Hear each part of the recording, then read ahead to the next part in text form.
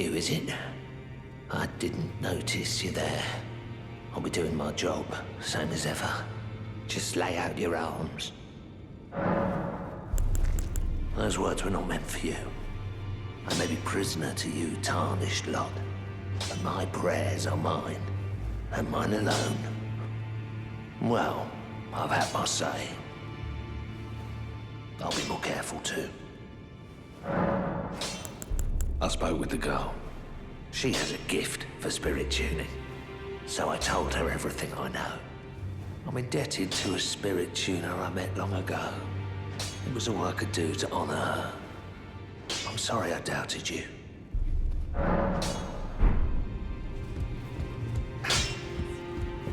Good to see you again. Thank you very much. I have you to thank, don't I? For persuading Master Hugh. I can happily announce that he has taught me the noble toil of spirit tuning. I'm as yet unsure of what I might be able to accomplish, but if I might be able to help you all, I'd certainly like to try. And if there's any chance to ease the suffering of my dear men who were grafted, well, I certainly must try. Roderica, the Spirit Tune Apprentice. Pleased to make your acquaintance.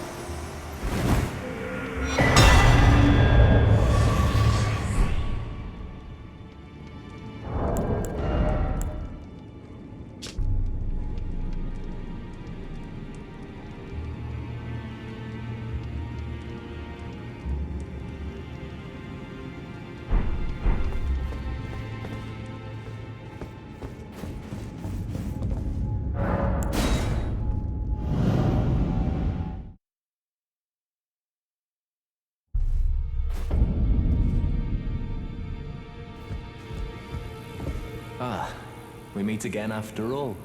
I apologize for any offense given by my bearing, but I'm quite unable to move, you see. So, what do you need? Ah, you defeated Godric and claimed yourself a great rune. Looks like we both got what we wanted out of Stormvale, didn't we? Well done, friend. Something to mark the occasion. Go on, take it.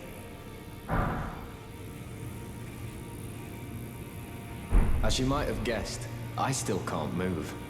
My fighting days are behind me. No need to be polite. I've no use for it anymore. The misshapen corpse under Stormvale. That is a sacred relic of the Black Knives plot, as that famed night of assassination is known. It happened during the golden age of the Erd Tree, long before the shattering of the Elden Ring. Someone stole a fragment of the Rune of Death from Malekith, the Black Blade, and on a bitter night, murdered Godwyn the Golden. That was the first recorded death of a demigod in all history, and it became the catalyst. Soon, the Elden Ring was smashed, and thus sprang forth the war known as the Shattering. I once wished to become a scholar, you see. I've spent many an hour scouring the archives for knowledge of that fateful plot. The world has grown crooked, and if you intend to put it to rights, you'd better understand what happened to make it this way. And that thing is to blame for the shape I'm in now. I urge the utmost caution. Don't disturb the corpse more than necessary. Ah, so you've met Dee. Dee is an old friend. We found ourselves journeying together for a time, bound by our exploration of death. But our paths have since diverged, never again to cross. Though that's hardly an uncommon fate for two friends. Dee was telling me that he discovered the mark of the centipede. The centipede is an ancient symbol of the curse mark. As long as whoever finds and uses it is not nefarious by nature, then we may be able to form an alliance. If only I could speak to them in person. And if they were like you, all the better.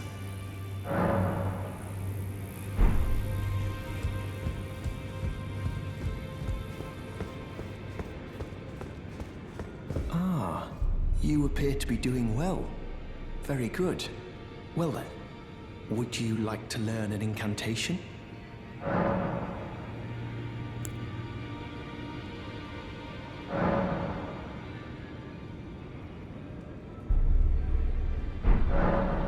May the Golden Order shine through.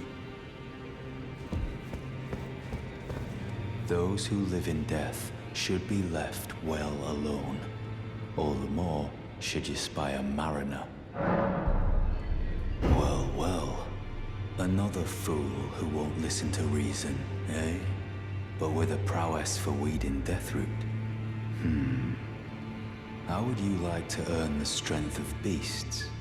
If you're inclined to haunt more of those who live in death and weed their deathroot, then I'll introduce you to Gurranq, the beast clergyman. I have a matter of my own to attend to, and the beast himself wishes for someone to take my place.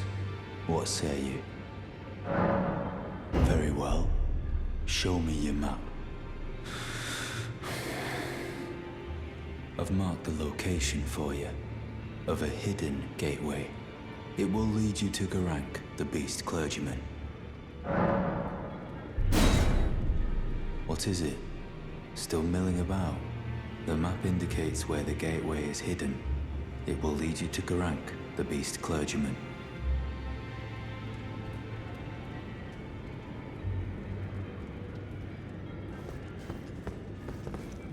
Be sure to tell me if you meet a young woman named Lanya. She's a servant to my house.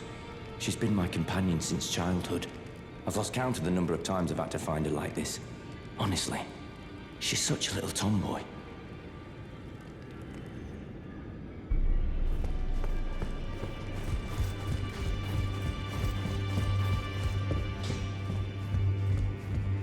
I am pleased to see you again. Would you like me to hold you once more? Now, come closer.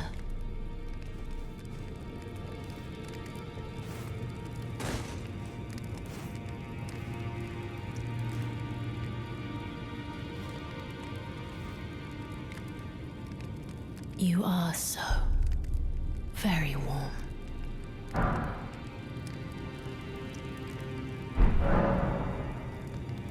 I was known as a deathbed companion. Where I come from, after I received the warmth and lively vigor from a number of champions, I lay with the remains of an exalted noble. To grant him another chance at life, to do so is the purpose of my being. But before I could bear the noble into new life, I was awakened by the guidance of grace and chased from my birthplace. Pray, be kind. Despite all that, I still wish to be a deathbed companion. So please, let me hold you like this, as often as it takes. My dear, Have you ever heard of Black Knife Prince? Dear Roger likes to talk of them when abed, and the ancient plot in which the first of the demigods was slain. The black knives wielded by the assassins who committed the act, along with the impressions they made, somehow hide the truth of the conspiracy. These grand affairs are hardly my forte, but dear Roger began to weep as he spoke.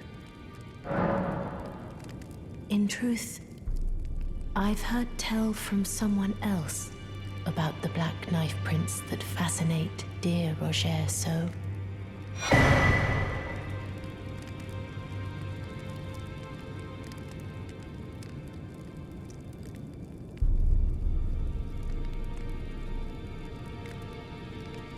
But it wouldn't be right to give this to him, stuck as he is in the Round Table hold.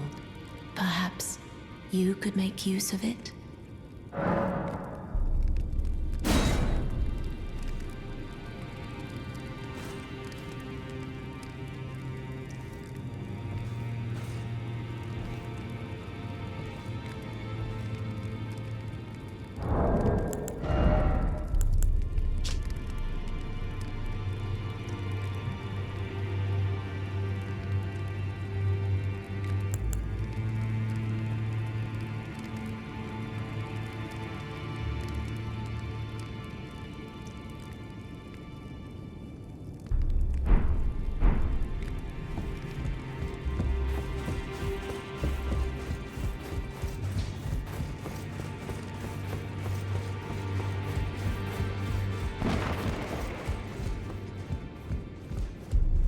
You've received the wisdom of the two fingers, have you not? Then, just as promised, I bid you welcome. As a true member of the Round Table, I am known as Gideon Ofnir. As a tarnished who wishes to stand before the Elden Ring and become Elden Lord, I am accumulating knowledge. To be all-knowing. You now belong to a select group of fellows. As such, I ask that you remain constant. You'll be after more great runes now, eh? Then as your fellow, allow me to divulge a little knowledge. The inheritors of the great runes, the shard bearers. We of the Round Table know the location of 5 of them, including the one you defeated. Godric the Grafted, Lord of Stormvale. General Radahn, who fought Melania and her rot to a standstill in the Caelid Wilds. Praetor Rykard, Lord of the Volcano Manor of Mount Gelmir. Morgoth, the Grace-Given, Veiled Monarch and Lord of Leyndell. And Renala, Queen of the Full Moon, ruler of Rhea Lucaria's Academy. You'll still be after more great runes, won't you? So, Godric the Grafted, Lord of Stormvale. Despite being the blood of Godfrey, first Elden Lord, he's a grotesque old fool grasping for power. His castle lies upon the cliff to Limgrave's northwest, but I suspect you know that well enough already. General Radahn, the famed Red Lion and Scourge of the Stars, is a ferocious warrior. He fought Melania and her rot to a standstill in the Caelid Wilds to Limgrave's east. And now Caelid has been engulfed by the Scarlet Rot. Even approaching the region is no mean feat. I've heard survivors of Radahn's army are still in the wilds, staving off the rot with fire. And if it's true, I suspect Radahn is still there as well, in Caelid. Though, I doubt he much resembles his former self anymore. Praetor Rykard is the Lord of the Volcano Manor on Mount Gelmir. He is a ruthless justiciar who commands a company of inquisitors, reviled for his serpentine demeanor. The volcano, Mount Gelmir, lies in the west of the Altus Plateau, the realm of the Erd Tree. It was the stage of the most appalling battle in the entirety of the Shattering. Rykard has committed the grave sin of blasphemy, marking himself as an enemy never to be forgiven. Morgoth the Grace-Given is Lord of Leyndell, the capital city. It lies at the foot of the Erd Tree, in the east of the Altus Plateau.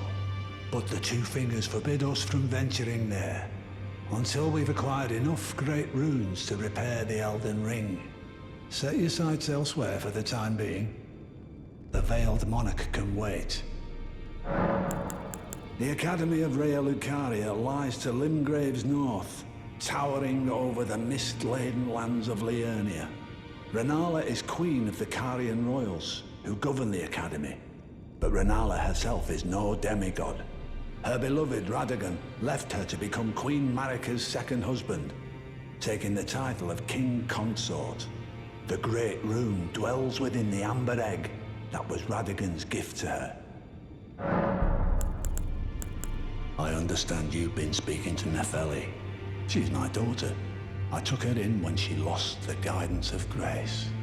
Though a mere axe-wielding barbarian, her youthful credulity suited my purposes. So I put her to work.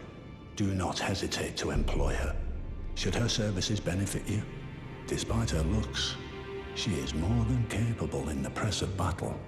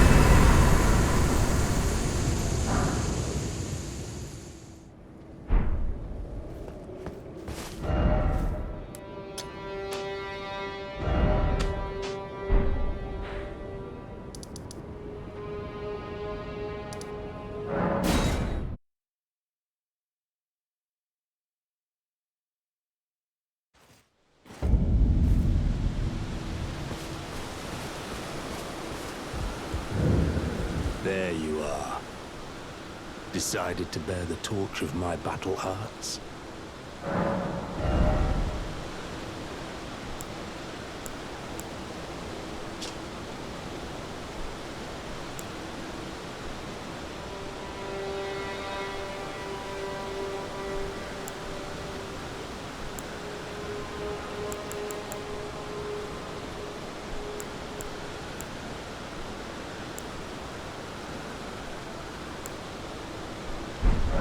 Not floating. Well, there's no.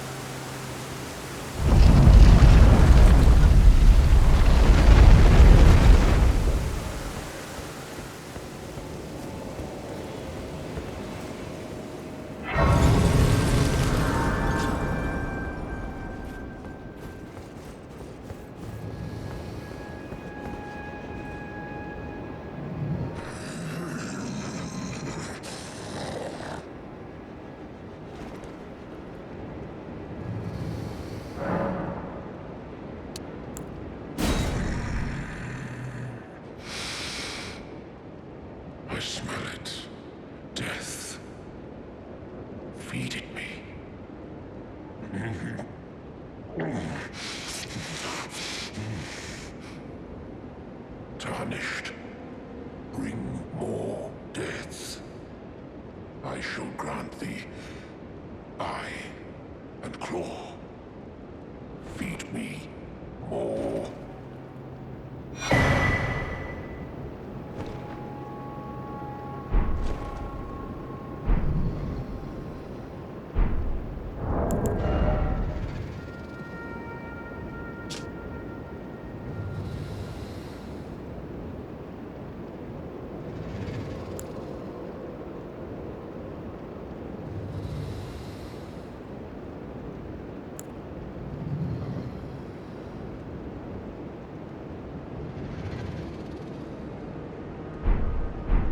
I shall grant thee eye. Feed me.